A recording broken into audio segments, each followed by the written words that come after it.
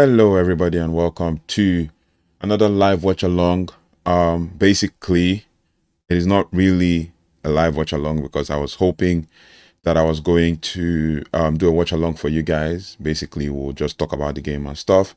But unfortunately, I have to be somewhere, and I just thought to come online to tell you guys what's going on and all that. I have to be somewhere like almost immediately, and yeah, it's the family matter, and I would love to have been here with you guys to kind of watch the game, but we probably would. I'll see if I can basically come back on with regards to the game if I am back before the second half. But then it's the first half where we might have to just I might have to just kind of not be able to come on. So I just thought to just you know come on now and tell you guys what is going on and everything, so you can actually just kind of have a sense of an idea and stuff. But thank you so much for being supportive and everything in this channel.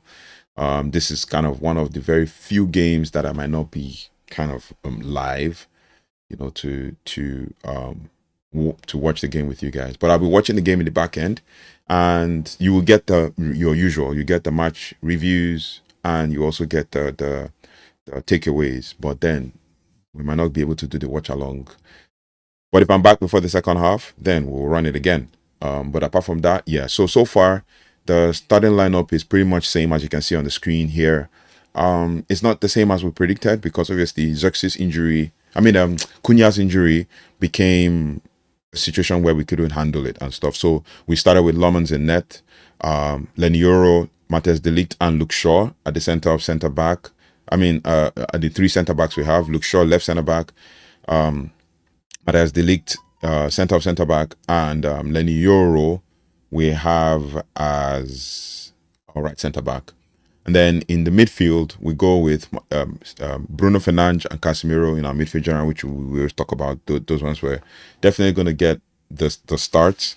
And then you definitely have Patrick Dogo as left centre back, left wing back, and Nuzai Mazraoui gets his start at right wing back. And then you have your two tens, Ahmad and Mbumo, and then Joshua Zirkzee gets his first start for the season. And I hope that this is the beginning of something amazing. He comes and shows what he's made of. Obviously, we all know how talented he is, and all of that. But Everton also start with Jordan Pickford in net, and then James Tarkowski and Michael Keane centre back, two centre backs in the 4-2-3-1. And then Mikalenko is left back, while Seamus Coleman is right back. I think O'Brien sits on the bench in this one. And then you have James Garner and Idrissa Gueye at the center midfield pivot, double pivot.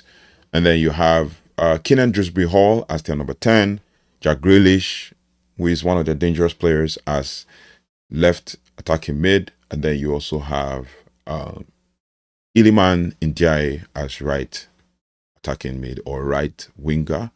And then you have Barry starting in the forward line as striker for them. On the bench for Manchester United, we basically have Arthur Binder, Aid in Heaven, and then Lisandro Martinez makes the bench after 296 days out injured. And then you also have Tyrone Malacia, who also makes the bench like last game, Diogo Dalot as well, Kobe Menu, Manuel Ugarte, Mason Mount, and Shea Lacey, who is the one that's making the starter lineup, I think, for the second or third time. All the other lineups, all the other players, like looking at the lineup right now, right? I know what to expect. But my question to you guys, that are watching is, what do you guys expect, from the game? For me, I see Mazraoui and Dogu not really completing the game.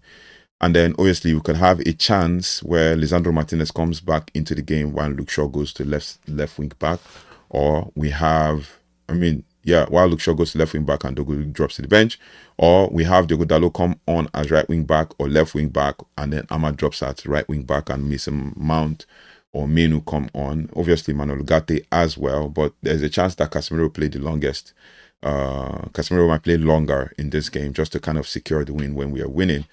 I'm not underrating, especially the front six players of the front six players of Everton. James Garner and Idrissa Gueye can hold their own. Keenan Hall is dangerous as well when he needs to or when he wants to. He scores goals. Jack Grealish as well and Iliman Ndiaye.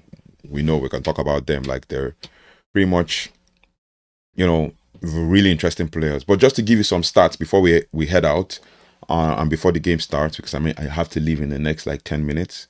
Obviously, Man United have scored 12 goals in the last 5 matches, which is a good start to instill some fear in the team in Everton.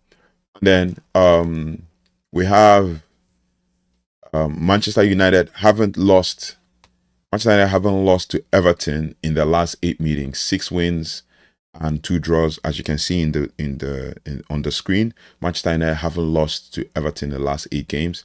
Also, Man United haven't lost in 5 games, which is where we're pretty much unbeaten in 5, as everybody know, obviously. Obviously, Everton have scored 5 goals in the last 5 matches, and Keenan Hall has created the most big chances for Everton, 5. Iliman Ndiaye has the most shots on target per match for Everton, and that's 0.8. Now, in the last 5 games for both teams, this is kind of 11 minutes before the game starts. The last 5 games for both teams, Man United have 3 wins and 2 draws. Everton have 2 wins, 1 draw, and 2 losses.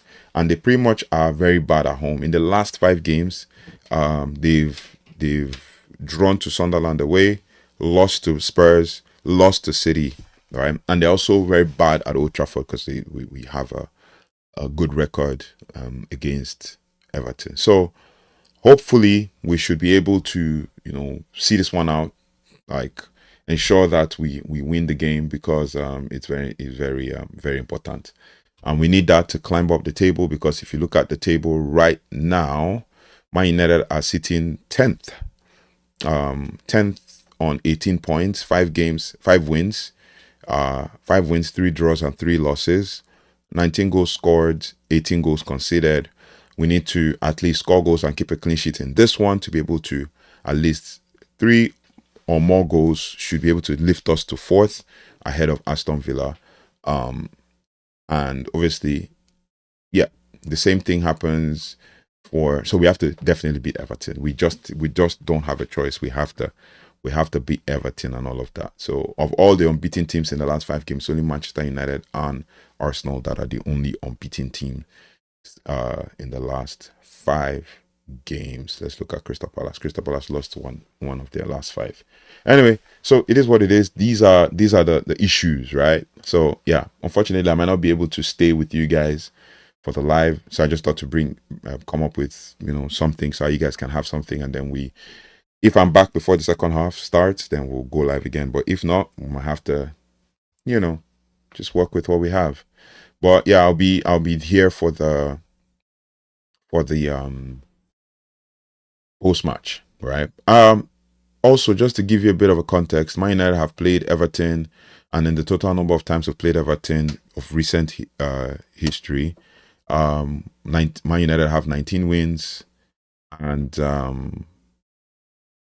there's been 11 draws between both teams, and then 6 wins for Everton in history. So in recent memory as well, the last time that Everton ever beat Man United was pretty much in 2022, and this was an away loss for Man United. But in the return leg of that same year, we actually beat them in October in the beginning. So, and since then it's been like that. For Vareria, Nakigude, he says United must win. So yeah, it's a must win. It's that, like, we don't have a choice. We just definitely have to win. We don't have a choice at all. The last game we played against Everton was a 2-2 draw. I think it was the game where Manuel Gatti scored 1 goal, 88 minutes. And Bruno Fernandes also has a good record against Everton, so there's a high chance that Man United should be able to complete, this game. And yeah, it is what it is. So let me know your thoughts and feelings in the comment section. We'll be right back post-match, or if we're back before the second half, we'll continue the live stream. But yeah, thank you so much for joining.